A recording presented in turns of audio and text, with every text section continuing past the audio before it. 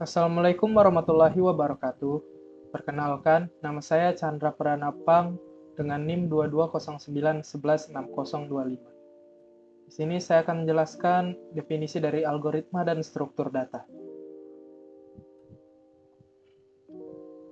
Yang pertama, algoritma. Sebelumnya teman-teman, apa sih algoritma itu? Algoritma adalah serangkaian instruksi atau langkah-langkah yang sistematis dan terurut untuk menyelesaikan suatu masalah atau mencapai tujuan tertentu. Algoritma berfungsi sebagai panduan yang menjelaskan langkah-langkah yang harus diikuti untuk memecahkan masalah. Ini dia manfaat algoritma. Yang pertama, memperoleh pemahaman yang mendalam tentang proses pemecahan masalah dan penyelesaian yang efisien. Kemudian kita mampu mengembangkan keterampilan pemrograman yang lebih baik. Kemudian memahami dasar-dasar pemrograman dan struktur data. Juga kita dapat memiliki kemampuan untuk merancang dan menganalisis algoritma yang efisien. Dan yang terakhir, meningkatkan kemampuan logika, analisis, dan pemecahan masalah secara umum. Ini dia contoh implementasi algoritma. Yang pertama itu searching, algoritma untuk mencari elemen tertentu dalam suatu daftar atau struktur data. Misalkan Chrome, kita ingin mencari data, kita bisa mencarinya di Chrome atau Firefox. Keduanya sama-sama browser yang cocok untuk implementasi algoritma searching. Selanjutnya, algoritma juga ada sorting, algoritma untuk mengurutkan elemen-elemen dalam suatu daftar atau struktur data, seperti algoritma pengurutan cepat, quick sort, atau pengurutan gabungan, merge sort. Nah, ini seperti spreadsheet. Spreadsheet kan udah memang terurut. Jika kita memasukkan data yang tidak terurut, otomatis dia akan mengurutkannya terlebih dahulu. Selanjutnya juga ada contoh kontak. Kita bisa lihat di situ sudah terurut mulai dari huruf A hingga Z. Ya, selanjutnya yang akan saya bahas adalah struktur data. Apa sih arti struktur data itu? Struktur data adalah cara yang terorganisir untuk menyimpan dan mengatur data dalam komputer. Ini melibatkan pemilihan dan penggunaan struktur tertentu untuk mengatur data dengan efisien, memungkinkan operasi yang efisien seperti penyisipan, penghapusan, dan pencarian. Berikutnya adalah manfaat struktur data. Manfaat dari struktur data. Yang pertama, mampu memilih struktur data yang tepat untuk kebutuhan aplikasi atau masalah tertentu. Kemudian kita dapat meningkatkan efisiensi dan kinerja program dengan mengoptimalkan penggunaan struktur data. Kemudian juga kita dapat memahami bagaimana data diorganisir dan diakses dalam komputer. Juga mampu merancang dan menerapkan struktur data yang sesuai untuk masalah yang kompleks. Dan yang terakhir, memahami prinsip-prinsip dasar pemrosesan data dalam komputer. Selanjutnya adalah implementasi struktur data. Yang pertama itu ada array, struktur data dasar yang menyimpan sejumlah elemen dengan tipe data yang sama dalam urutan terindeks. Contohnya kalkulator. Kalkulator menyimpan data-data numerik. Kemudian ada linked list, struktur data yang terdiri dari simpul-simpul yang terhubung secara linier, di mana setiap simpul memiliki referensi ke simpul berikutnya, yaitu contohnya adalah kontak manajemen. Kemudian yang ketiga ada stack, struktur data linier yang mengikuti prinsip LIFO. Apa itu LIFO? LIFO adalah last in, first out, di mana elemen yang terakhir dimasukkan adalah elemen yang pertama kali dihapus. Dan yang keempat ada QW, struktur data linier yang mengikuti prinsip FIFO atau first in, first out, di mana elemen yang pertama dimasukkan adalah elemen yang pertama dihapus atau pertama kali keluar.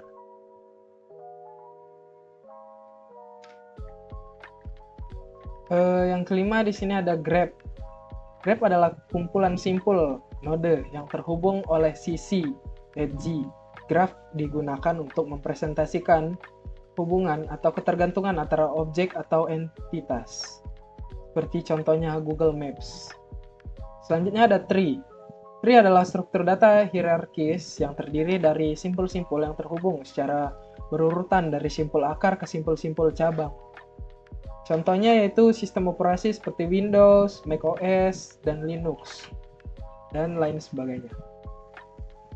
Selanjutnya yang akan kita bahas yaitu sequential, selection, dan looping. Apa sih sequential itu?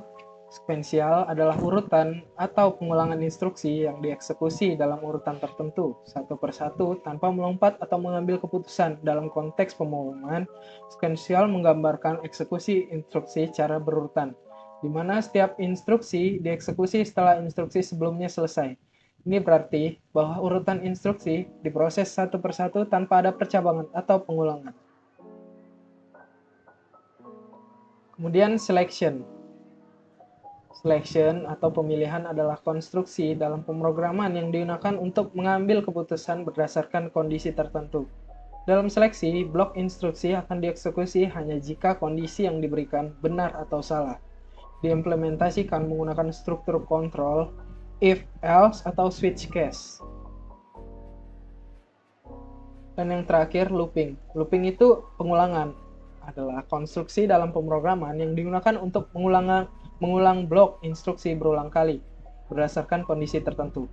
Looping memungkinkan kita untuk melakukan tugas yang sama secara berurutan atau secara berulang kali hingga kondisi yang ditentukan terpenuhi. Looping sangat berguna ketika kita perlu melakukan operasi yang sama berulang kali atau saat data yang diproses memiliki ukuran yang tidak pasti. Selanjutnya yang akan kita bahas di sini adalah tentang sequential search dan binary search. Yang pertama itu sequential search. Apa sih sequential search itu? Sequential search adalah metode pencarian linear yang mencari elemen target dengan memeriksa setiap elemen dalam urutan tertentu. Ini berarti mencocokkan elemen satu persatu sampai elemen yang dicari ditemukan atau seluruh daftar diperiksa. Ya, di sini saya akan menjelaskan implementasi dari linear search. Di sini sudah ada data-data terurut. Linear search itu selalu mencari dari kiri ke kanan atau dari atas ke bawah, dan dia mencari satu persatu, tidak akan melangkah data yang lain, dia akan mencari satu persatu. Misal di sini contoh kita cari angka 154. Nah, dia akan cari satu persatu hingga ketemu 154. Di sini 154 ketemu di indeks 5. Misalkan kita cari angka yang tidak ada di data ini, misalkan kita cari 200. Nah, dia akan mencari lagi satu persatu. Nah, otomatis dia berhenti di sini nih, karena ini sudah melebihi angka dari 250. Ini sudah melebihi angka dari 200, maaf. Dia berhenti di 252 karena angka 200 itu tidak ada di data tersebut. Makanya sistem otomatis berhenti di 252. Dan di sini resultnya akan tertulis -1 dan elemen not found atau elemen tidak ditemukan. Itu dia contoh dari linear search, contoh implementasinya. Selanjutnya binary search.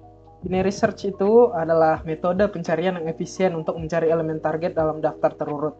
Ini melibatkan dia akan membagi daftar menjadi dua bagian dan memeriksa elemen tengah. Jika elemen tengah sama dengan elemen target, maka pencarian selesai. Jika tidak, pencarian dilanjutkan di salah satu setengah bagian daftar yang mungkin mengandung elemen target. Di sini saya akan menjelaskan implementasi dari binary search, di mana nanti binary search ini akan membagi data menjadi dua bagian, di mana data tengahnya nanti adalah 15 karena indeks yang paling besar adalah 31 dan indeks yang paling kecil adalah indeks 0. Nanti jika data yang kita cari adalah data yang lebih kecil daripada data tengah atau data indeks 15, dia akan ke kiri dari data tengah atau ke arah data yang lebih kecil daripada data tengah.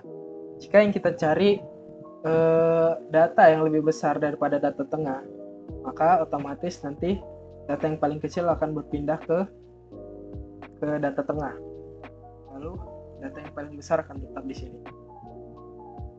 Misal kita cari 154. Nah, ini data yang paling kecil, ini data yang paling besar, dan ini data tengahnya. Karena dia lebih kecil daripada data tengah, maka dia akan melanjutkan pencarian ke kiri. Data tengah pindah ke indeks 7, lalu belum menemukan, angka yang paling besar akan pindah ke angka yang di sebelah kanan indeks yang kita cari. Dan juga ini juga semakin mengimpit, angka yang paling kecil akan menabrak langsung ke angka yang kurang dari pada indeks yang kita cari, atau kurang dari angka 154. Dia akan langsung menghimpit ke data tengah, dan di sini dapat data yang kita cari di indeks kelima 154, di data kecilnya 4 dan data besarnya 6. Coba misalkan kita cari 838. Nah, ini ulang lagi ya, data indeks yang paling kecil, indeks yang paling besar, dan ini adalah data tengahnya. Karena di sini lebih besar daripada data tengah, maka dia akan data yang paling kecil akan langsung ke sebelah kanannya data tengah tadi. Lalu indeks yang paling besar akan tetap di indeks 31. Langsung lanjut ke data tengahnya, karena yang kita cari tepat di tengah indeks besar dan indeks kecil, atau tepat di data tengah, maka elemen akan langsung ketemu. Indeks yang kita cari ketemu di indeks 23. Jadi seperti itu ya teman-teman, dia akan membagi terlebih dahulu, dia akan lihat dulu data lebih kecil daripada data tengah, dia akan ke kiri, atau data yang lebih besar dia akan ke kanan dari data tengah. Sekian. Selanjutnya saya akan membahas apa itu algoritma tree. Algoritma tree adalah algoritma yang digunakan untuk memanipulasi atau mengakses struktur data pohon. Pohon adalah struktur data hierarkis yang terdiri dari simpul-simpul yang terhubung dengan cara yang mirip dengan cabang dan daun pohon. Yang pertama itu adalah apple tree. Apple tree adalah jenis pohon biner yang seimbang, di mana perbedaan tinggi antara dua anak sub pohon dari setiap simpul tidak boleh lebih dari satu. Ini mencapai keseimbangan dengan menggunakan rotasi untuk mempertahankan properti keseimbangan setelah operasi penyisipan atau penghapusan.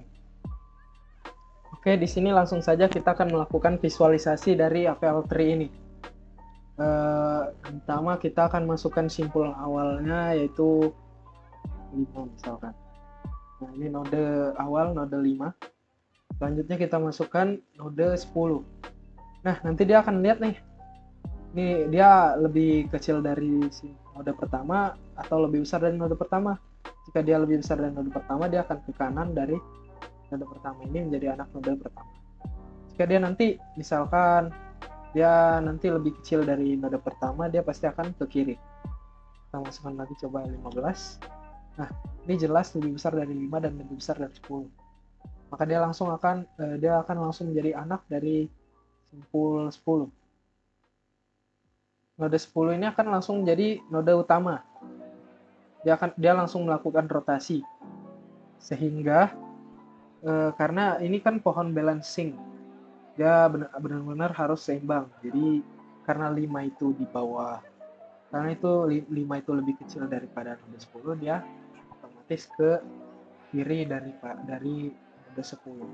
Karena 15 lebih besar dari node 10, dia otomatis di kanan dari node 10. Selanjutnya kita masukkan ke 20. Nah, karena ini dia akan mencocokkan lagi ke node awal, yaitu 10 atau node utama. Karena dia lebih besar daripada node utama 10 ini, dan lebih besar dari 15, dia otomatis langsung menjadi anak dari node 15 ini. Coba kita lanjut tambahkan 25. Dia cocokkan lagi ke node awal, karena 25 lebih besar daripada 10. Dia akan langsung ke kanan. Nah, otomatis dia akan langsung melakukan rotasi seperti ini. Jadi nodenya ada dua node utamanya yang dicocokkan. Di 10 dia kalau lebih kecil daripada node 10 dia akan ke kiri. Jika lebih besar daripada node 10 dia akan ke kanan. Nah, di sini nanti akan dicocokkan lagi. Jika dia nanti lebih kecil daripada node 20, dia akan ke kiri node. Dan jika dia lebih besar daripada node 20, dia akan ke kanan node. Misalnya kita masukkan 30 ya. Nah, dia pasti mencocokkan ke 10 dulu, lalu ke kanan node, yaitu node 20, dicocokkan lagi di sini. Karena dia lebih besar daripada node 20 dan node 25, dia akan langsung ke kanan node. Jika nanti dia lebih kecil dari node 20, dia akan langsung ke kiri node. Nah, ini tadi dia langsung melakukan rotasi, karena data tengahnya itu jelas di node 20. Karena dua kanan kiri ini harus sama-sama seimbang. Coba yang terakhir kita masukkan node 35. Nih, node 35 ini lebih besar daripada 20, dia akan otomatis langsung ke kanan node 20, dia menjadi anak dari node 20. Nah, dia akan langsung melakukan rotasi lagi karena 25 dan 35 itu terpisah oleh node 30 ini. Jadi node 30 ini menjadi simpul yang dijadikan patokan lagi nanti ketika kita masuk ke data. Jadi ngerti ya teman-teman? Jika dia kurang daripada node yang dicocokkan ini, dia akan langsung ke kiri. Jika dia lebih besar daripada node ini, dia akan langsung ke kanan. Dimulai dari node awal 20. Oke. Sekian. Ya, selanjutnya binary search tree. Binary search tree atau BST adalah jenis pohon biner di mana setiap simpul memiliki nilai yang lebih besar daripada semua simpul di subpohon kirinya dan nilai yang lebih kecil daripada semua simpul di subpohon kanannya. Ini memungkinkan pencarian efisien karena terstruktur data yang terurut. Ya, kita akan langsung ke visualisasi dari binary search tree. Ingat ya tadi, kita pertama kita akan masukkan simpul awalnya, misalkan simpul awalnya adalah 20.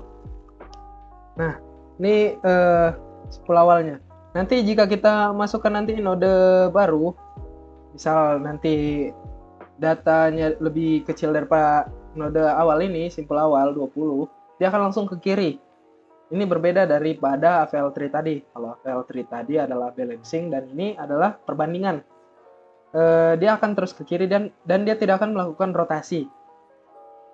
Jika dia lebih besar daripada simpul utama ini 20, dia akan langsung ke kanan. Di sini kita coba masukkan 10. Nah, ini kan lebih kecil nih, dia akan langsung ke kiri. Oke, dia langsung ke kiri. Selanjutnya kita masukkan 25 coba. Nah, ini lebih besar daripada 20, dia akan langsung ke kanan. Coba kita masukkan ini lebih kecil daripada 10 dan lebih besar daripada 10 tapi kurang daripada 20. Kita masukkan misal 12. Lebih kecil daripada 20 dan lebih besar daripada 10.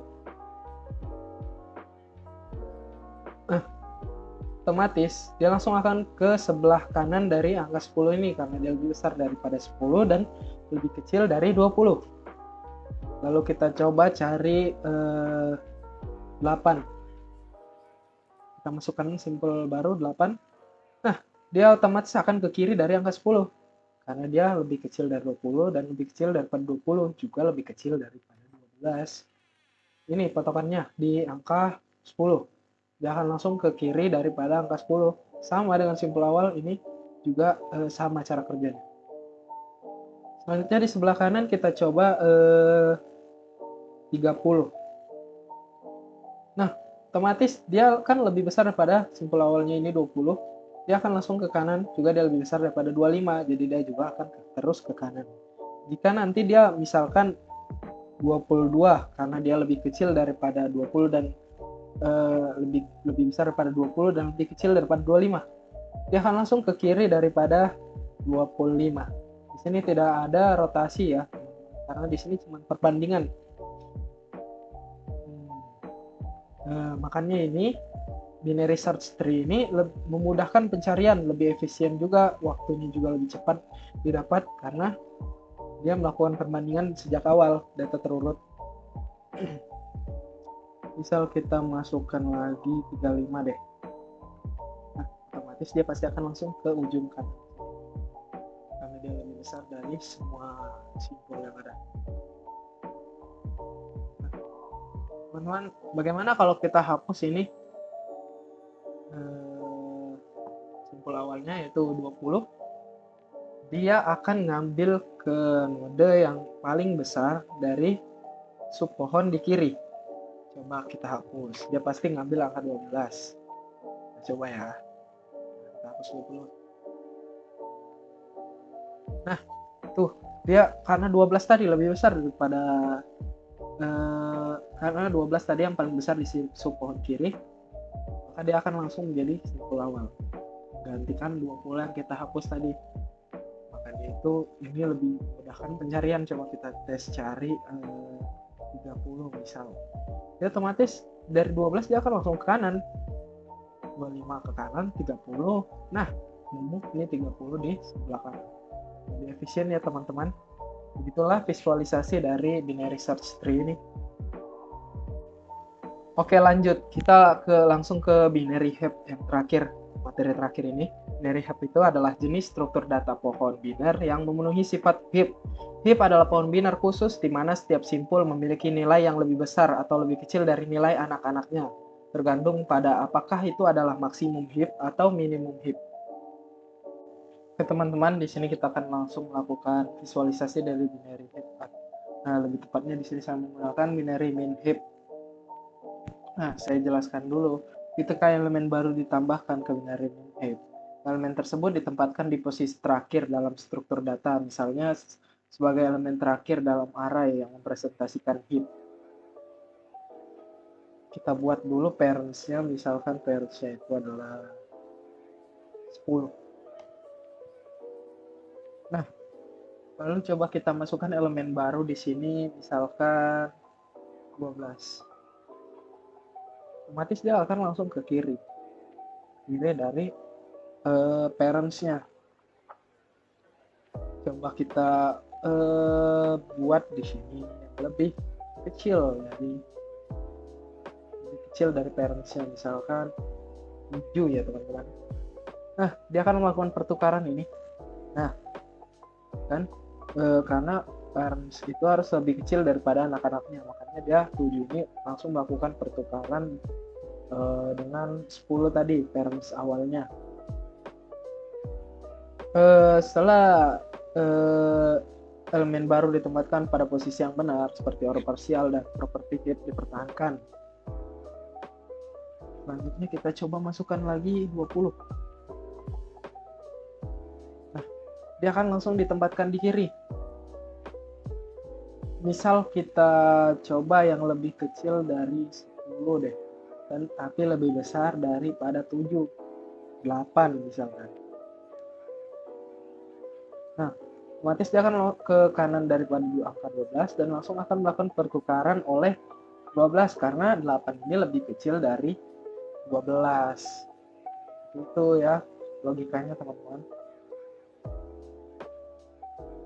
Jadi gini, jika elemen teratas, elemen terkecil dihapus dari binary min heap, misalkan kita hapusin, maka dia akan langsung digantikan oleh angka yang lebih kecil dari yang paling kecil dari pohon ini tadi.